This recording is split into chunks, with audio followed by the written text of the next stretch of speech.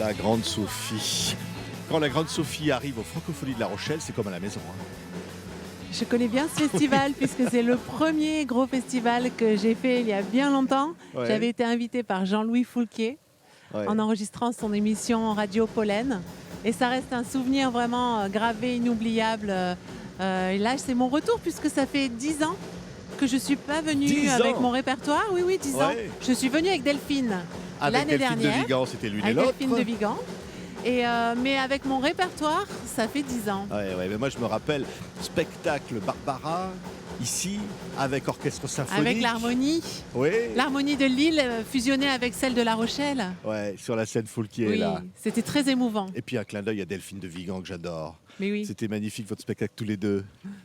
Oui, on se voit toujours, parce qu'avec Delphine, ça a été c'est une réelle histoire d'amitié. Depuis que nous avons travaillé ensemble, donc elle sait que je suis là aujourd'hui et on a une pensée pour elle. Oui. Et la vie, finalement, c'est des destins, c'est des moments où tout peut basculer, quoi. Ce sont des liens aussi, des rencontres. L'album, il parle beaucoup de ça, se retourner vers le passé, mais sans nostalgie, sans regret surtout. Et cette chanson, Une vie, c'est un hymne pour moi à la vie, c'est l'élan. J'espère que je transmets ça. J'espère. Ouais. On va regarder le clip. Et on va comprendre qu'il y a là 5 destins. Voilà. Alors c'est un clip de Bertrand Touchard, le réalisateur. C'est lui qui m'a proposé ce scénario. Et où j'ai pas forcément le premier rôle, mais c'est très bien parce que j'ai une position un peu particulière où je crée du lien entre les personnages. Et j'ai eu envie justement d'avoir des invités. Alors on retrouve Demi-Portion. J'étais hyper heureuse qu'il accepte de jouer dans ce clip l'un des personnages. C'est un vrai film. On le regarde. On le regarde tout de suite, c'est Une vie, la Grande Sophie. Une vie, on n'en a qu'une. Des soucis, on en a plein. Toi, tout près de moi, j'écoute plein. Toi, à mon oreille, plein. Toi, je sais que tu vas mieux comme ça. Plein. Toi, raconte-moi des choses plein. Toi, j'attends ton appel. Toi, je sais que tu vas mieux comme ça. Alors là, on a vu un petit extrait de ce clip Une vie. Alors il y a un chasseur qui s'apprête peut-être à tirer, il y a un homme qui réclame son enfant, il y a une femme qui est en crise de couple, il y a un garçon qui va peut-être commettre un braquage. Il se passe plein de choses. Il se passe plein de choses et la particularité de ce clip, c'est que tous ces personnages renoncent à quelque chose pour être qui ils veulent être réellement et pour une forme de liberté. Oui, parce que je dirais, ça s'appelle un instant en fait. Cet instant, c'est le titre de l'album. Oui. C'est l'instant finalement qui peut tout changer. Oui, et comme je suis obsédée par le temps, cet instant, c'est un petit peu un instantané, arriver à saisir le présent. Ça, c'est quelque chose que je recherche toujours et la scène me permet ça. La scène me permet de vivre pleinement ce présent. Oui, quand on dit le temps, mais c'est vrai que ça revient toujours dans vos chansons. Il y a cette notion du temps qui passe, qu'est-ce que tu vas devenir, et là on le retrouve encore. Oui, je crois aussi que dans ma famille, j'ai pas d'exemple où mes grands-mères n'ont pas forcément flatté la vieillesse, la prise d'âge. Donc c'est quelque chose qui m'inquiète, oui. Mais en même temps, je le vis très bien. Et j'ai besoin d'en parler pour le vivre mieux, pour l'accepter en fait. C'est bien de dire les choses aussi.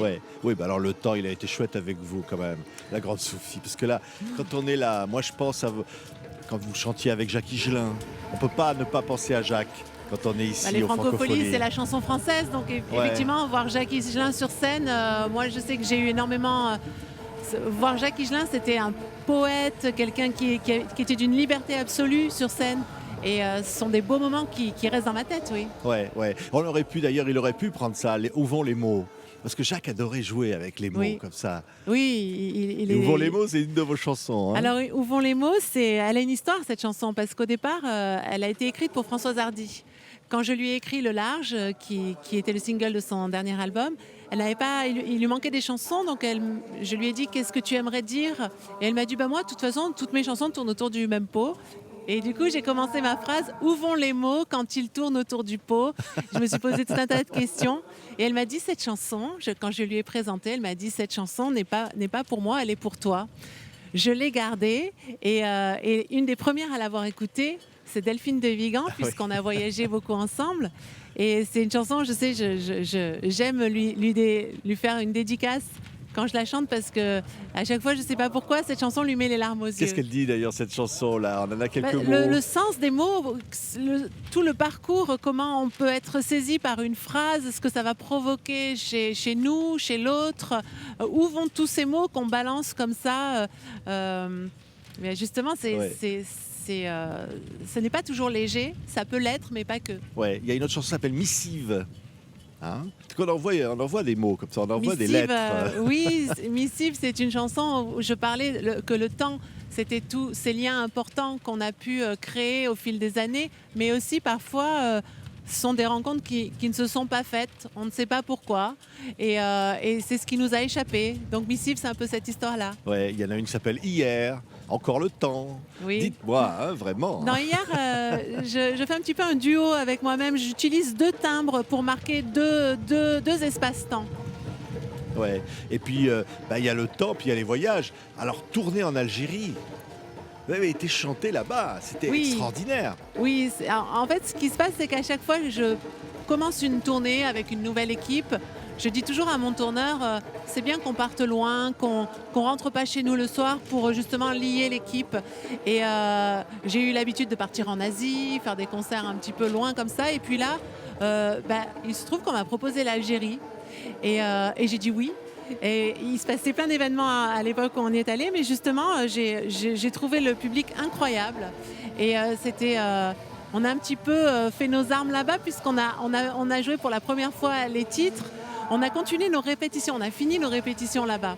Et on est revenus tous enchantés et on a appris à se connaître aussi à travers ce voyage. Ouais, évidemment, la Grande Sophie, c'est plein de références, plein de chansons que vous aimez. Je ne sais pas si par exemple on se dit, tiens là, si on avait un instrument magique en appuyant sur un bouton et on fait démarrer une chanson et on va d'ailleurs la faire démarrer. Qu'est-ce qu'on aurait envie d'entendre là, devant un décor pareil ici?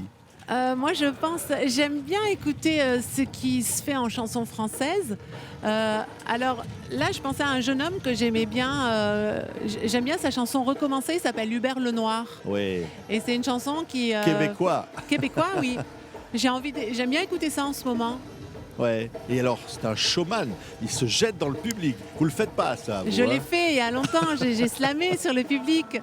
Mais si, je l'ai fait il y a longtemps. Ouais, écoutez la voix d'Hubert Lenoir, là, on l'écoute quelques instants. Les jours se suivent et se ressemblent. Les vêtements sont une selle sur toi. Recommencer, évidemment. Encore un sujet du temps. Oui, voilà. Vous voyez, je suis vraiment... j'ai cette obsession qui ne me lâche jamais. Ouais. Là, il y a une obsession chez vous, c'est le public quand même. C'est le contact avec ce public, c'est cet échange. Oui, là, c'est vrai que quand on arrête une tournée, c'est très bizarre. Il y a une espèce de... Tout s'arrête quelque part et on n'a qu'une envie, c'est revenir. Alors, il faut prendre le temps parfois de revenir. Mais là, aujourd'hui, c'est vrai que ce qui va se passer tout à l'heure lors du concert, on ne sait pas ce qui va se passer déjà et j'espère que ça va être très chaleureux. Mais comme c'est un retour sur scène, mais voilà, je redémarre une nouvelle aventure. Donc, je pense que ça va être intense. Ça va être un instant, peut-être, qui va durer longtemps, pour notre plus grand plaisir. J'espère. Voilà, le nouvel album, on l'attend au mois de septembre.